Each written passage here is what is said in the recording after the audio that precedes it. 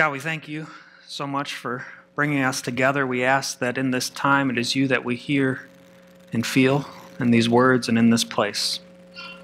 Please fill us and inspire us to be your family. Amen.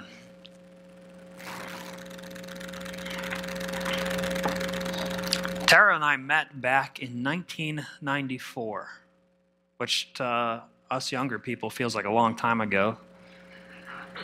To some of you, that might feel like yesterday. We were both 9-year-olds, and we did what most 9-year-olds would do. We raced on the playground at recess, and so that's how we met. Over the next few years, we'd have some classes together, and by 7th grade, we were pretty good friends. That's also the first year that we went out, if you all remember that. I think my daughter's tired of hearing me. But when we went out, she broke up with me when she would hear things like that I wanted to kiss her, or I tried to hold her hand once and she broke up with me.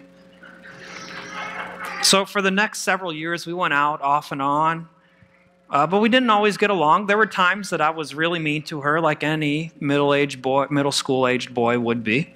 And I'd say some stupid things and she wouldn't talk to me, or if I got too close to her, she'd kick me in the shins. But I deserved it. Isn't it funny to kind of look back at about the weird and awkward parts of our relationships, to kind of look back at the beginnings and think about how awkward it was and how weird we were. As a nation, we must find some pleasure in this because one of the top shows on television right now is Modern Family. Has anyone seen that show? And we laugh at them and all of their awkward and weird situations that they get put in. This family tries to navigate all kinds of issues and problems while trying their best to stay together as a family. It makes me wonder, though, what does it take to be a modern family? What does that mean, and what does it take to be that? So far today in our scripture, we've heard Jesus answer questions about why it appeared that his disciples weren't following tradition. They wanted to know, why aren't his disciples washing their hands before they eat? And to this, Jesus responded by saying tradition and practice is about intent. It's not about what we're doing, it's about our intentions behind what we're doing in tradition and practice. Then Jesus spoke to his disciples about how it's not what goes in that defiles a person, but what comes out. It's what we produce that can defile us. So I want us to continue reading in this chapter. We're going to read this next section and see how it all relates to us as a family. If we continue in Matthew 15, we'll read verses 21 through 28, which read like this. Jesus left that place and went away to the district of Tyre and Sidon. Just then a Canaanite woman from that region came out and started shouting, "Have mercy on me, Lord, Son of David. My daughter is tormented by a demon." But he did not answer her at all. And his disciples came and urged him, saying, "Send her away, for she keeps shouting after us." He answered, "I was sent only to the lost sheep of the house of Israel." But she came and knelt before him, saying, "Lord, help me." He answered, "It is not fair to take the children's food and throw it to the dogs." And she said, "Yes, Lord, yet even the dogs eat the crumbs that fall from their master's table." Then Jesus answered her, "Woman, great is your faith. Let it be done for you as you wish."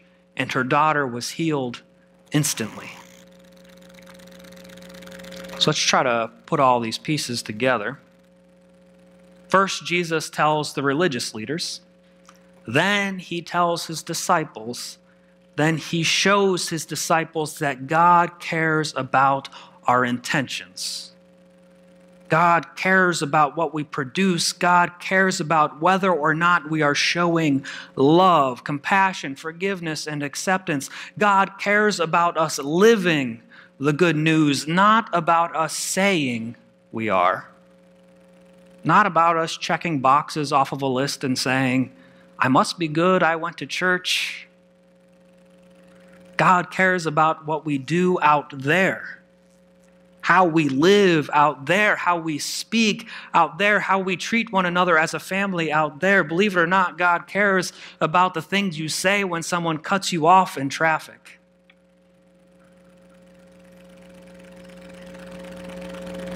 It's what comes out of our heart. if that matters. In this story, a woman who was not an Israelite comes to Jesus for help because her daughter needs to be healed. In her mind, her daughter not being healed isn't an option. Her daughter needs it. And so she cries out to Jesus, but Jesus doesn't respond. Instead, he waits for his disciples to say something. And true to form, they come up to him and say, "Send her away. She's bothering us."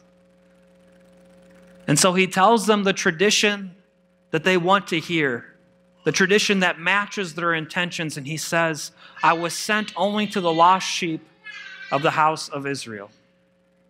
When we hear that phrase, it's harsh. "I was sent only to the lost sheep of the house of Israel." It's really harsh, but at the same time, we know it's not true. Then most of the people who would hear this phrase would know it's not true, because most likely they'd be in a church full of Gentiles, people who aren't lost sheep from the house of Israel. But Jesus is giving his disciples their wish, and their wish is to reject someone. They want to say, "This woman isn't family." But the woman doesn't stop. She pleads some more. And Jesus continues by showing his followers that what they say and do has consequences, by telling her that him listening to her would be like taking food from children and giving it to dogs. Again, this is really harsh. But I believe Jesus knows where this is heading. Seeing a mother in distress, he knows how mothers are. A good mother will never give up on her child. I believe Jesus knows she's not going away. So the woman persists, and finally Jesus commends her faith and heals her daughter. The disciples just don't get it. They heard him tell the religious elite. They even asked him to explain, and so he told them in more depth, and they had to see it. We just don't get it either. But hopefully we do now.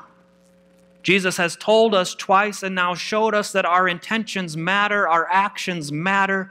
What we do in this world to pursue God's kingdom matters.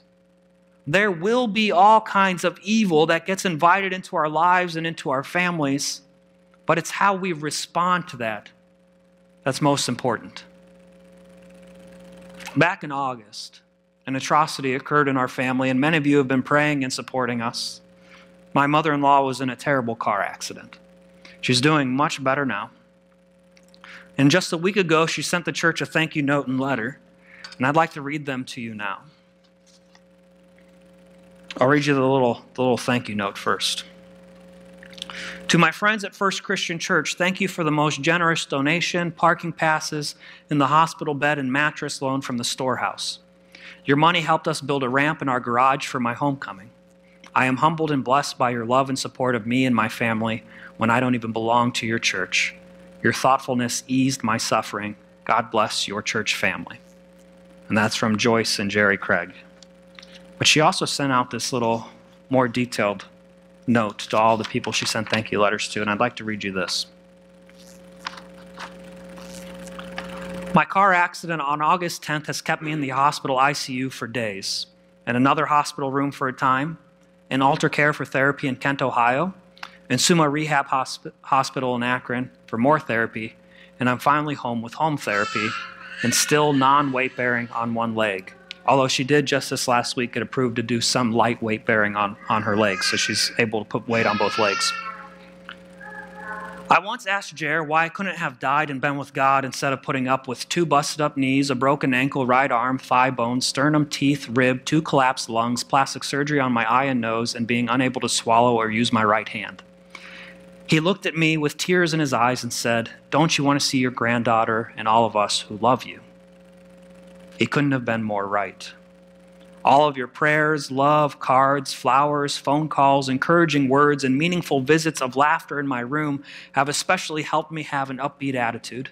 The fun parties in my room have been the best medicine for me. Not one day has gone by that I haven't gotten at least one card. By the miracle of God and his angels, I not only survived, but to have done so with no internal back or head injuries is also a miracle and blessing for me and all of us. I am now able to eat and drink everything of which I am most blessed. Since my accident, I have been truly blessed by God's grace and love through each of you, and I can't be more grateful. Thank you for loving me.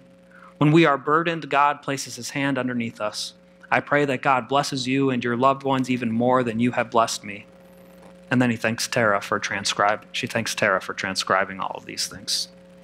And at the end she says, sincerely grateful to God and you. I love you, Joyce Craig. Through everything that occurred, it would be easy for any one of us to succumb to an evil like that in our life. To have our identity reshaped in an instant. Our future drastically changed. It would be easy for any one of us to want to respond to such negativity with more negativity. But Joyce didn't and doesn't. She had her moments, but for me, she's a great example of someone who takes the responsibility of life and faith seriously. We have to choose to send good into the world even when it feels like crap is being flung back at us.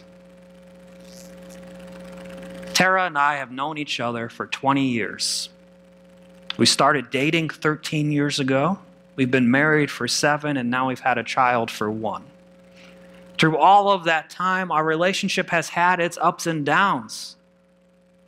But those down times aren't because of some external factor. It's easy to blame that, isn't it? It's easy to say, well, it's the stress of work, or it's all the busyness of the holidays. It's all external things. But it's not really that.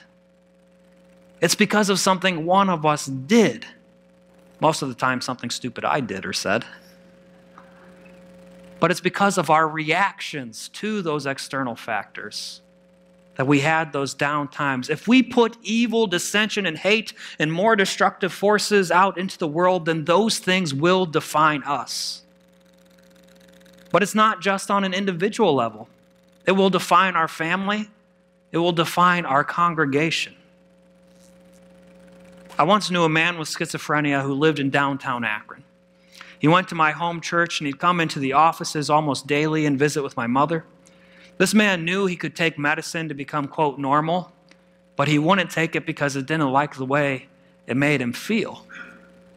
So the church gave him resources and space and energy and time, and this annoyed some, but through great leadership, the church and its ministries continued to embrace this man and welcome him in as a part of their family. I tell you this story because this gospel text isn't something that happened 2,000 years ago. It is real today. There are women and men and children who are trying to get to Jesus in their lives, who need help and wholeness restored, and we are just like the disciples, stopping them and getting in their way through our pettiness, our judgmental attitudes, our sinful selves that think we are somehow better off than those less fortunate. The person on the side of the road must deserve where they are.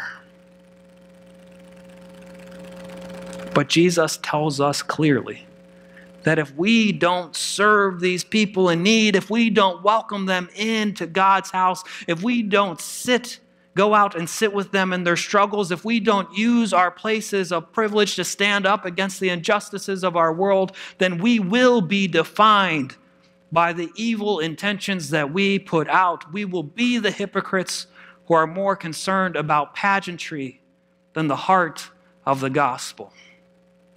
This is important for Thanksgiving because we get caught up in the dinner and the tradition of family and everything has to be just right, and when something goes wrong, we can snap.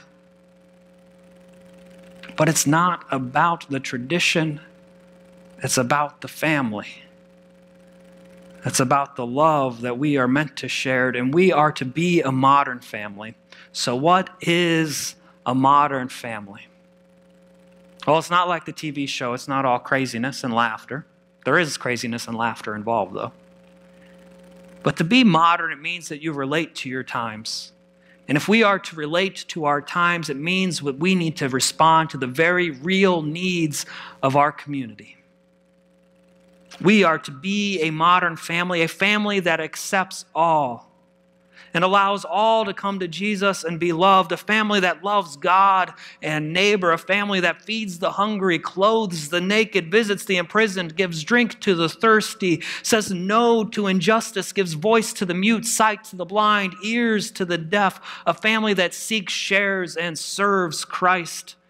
We are to be the most modern of families, a family that collectively puts love into the world so that we can build God's kingdom here. But it all starts not from some outside source, but from within each and every one of you. It starts from our heart. It's what comes out of us that will determine the identity of this family.